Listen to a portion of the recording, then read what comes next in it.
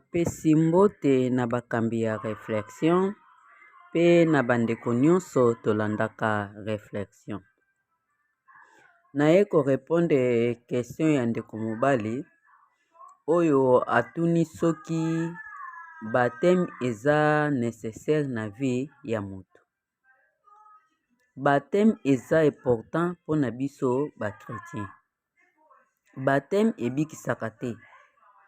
Na koloba ebikisaka te po mutu mosusu akoki kokanisa soki azwi baptême abiki na maladi ou swati na baproblème songolo oyo ezotungisa vie na ye.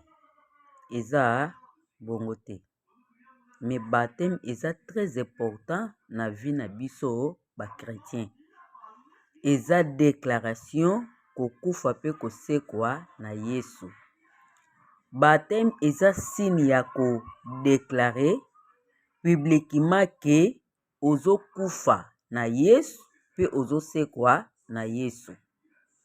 Pe baptême yango nde esalaka ke moto azala na communion na Yesu. Deuxième question, nani asalaki baboma Abel na Bible? Ezalaki Caïn ou les dieux puissants?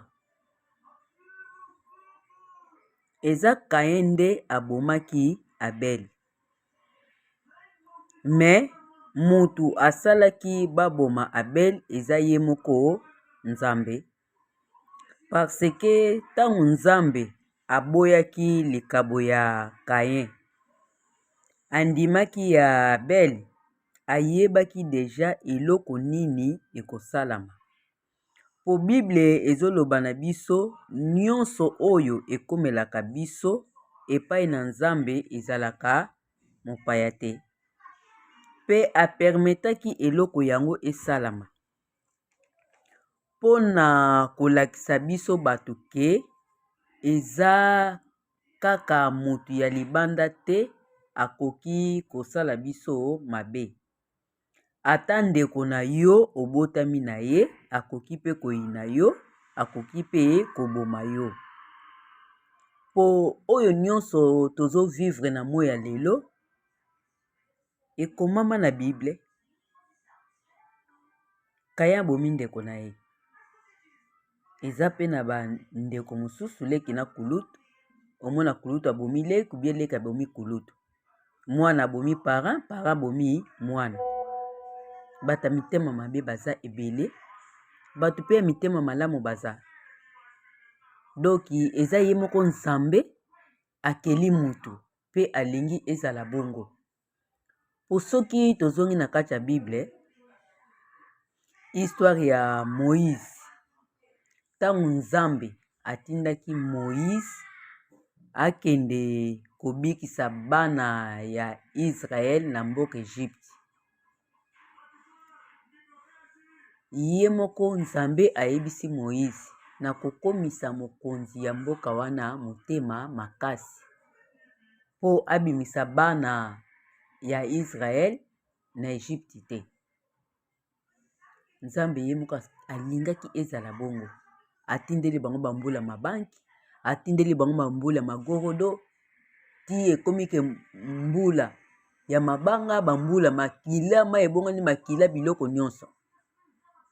Ti suka nango abomi bana nyonso ya liboso ya mboka Egypte. Ezalaki Satan mutu abomai bana wana. Ezalaki Satan mutu alingaki bana wana nyonso bakufa. Eza ye moko Nzambe. Yango nyonso oyo tozo vivre eza ye moko Nzambe alingi ezala bongo. Po soki tozongi kati na Bible ezoloba na biso ye moko Nzambe deja apona batu oyo bakokota na bokonzi ya likolo pe na batu oyo akobwaka bango na moto. Donc eza ye moko Nzambe apermetaki Caïn aboma Abel.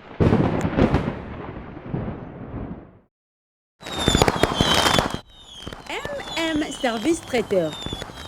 Service Traiteur. Nos services, vos services. Mariage, anniversaire, baptême, chez vous, chez nous, partout, avec Service Traiteur. Sur place et bien sûr, importé et pourquoi pas, nous sommes là pour vous. Notre numéro 06 14 49 23 11. Encore 06 14 49 23 11 France. Route de Vaucelas 91 580.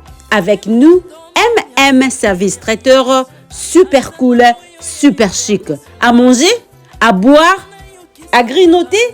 Chez nous, bien sûr, soyez là, bienvenue chez nous. Bon appétit et à tout à l'heure.